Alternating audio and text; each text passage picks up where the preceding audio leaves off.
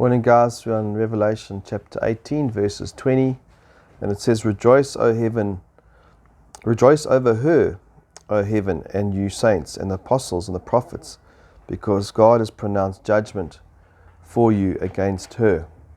And so we see, as the world mourns, the kings mourn over the collapse of Babylon, heaven is rejoicing. And the question is really, do we rejoice when God deals with sin? Do we rejoice when justice is brought?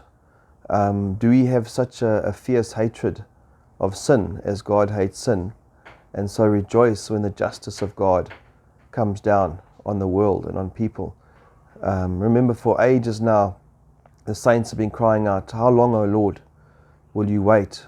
And as they get persecuted and punished, they've been asking God, "Please bring justice." And now the vengeance of God is here, and so heaven rejoices. And often we don't think of it like that. We just think of the one side, that God is love, and we mustn't worry, and suffering is bad, but dealing with sin is good. And so we need to also look at our own life, and so when there's victory over sin, and are we rejoicing? When we find victory in areas where we've been battling, and eventually God gives us that victory that we can overcome that sin, are we rejoicing? Because the saints, the apostles are rejoicing. It says, because has pronounced judgment for you against her. And so the blood of the saints has been poured out. Babylon has been recklessly killing Christians at this time, and now God's vengeance has come and brought justice.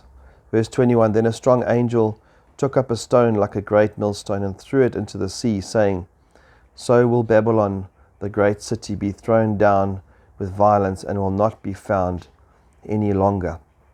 And so Babylon has, throughout the centuries, going right back to Genesis 11, the Tower of Babel, it's raised its ugly head, and then it's been brought down low.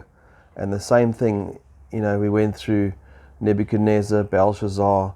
They all got humbled, brought down, but the remains of Babylon remain. And so that great city will once again raise its ugly head, but this time, when God destroys it, it will be found no longer, and will never again. So although the walls of Babylon stand now in Iraq, eventually there will be no more, and God will completely demolish Babylon. Verse 22, "And the sound of harpists and musicians and flute players and trumpeters will not be heard in you any longer, and no craftsman or any craft will be found in you any longer, and the sound of the mill will not be heard in you any longer."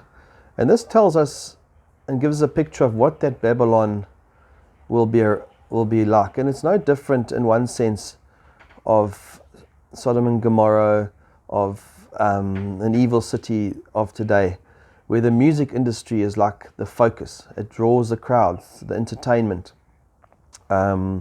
We have industry, we have the mill, and all these things where the money chain is being driven, and the lusts have been fulfilled, and people are drawn in by the glitter and the glamour of life.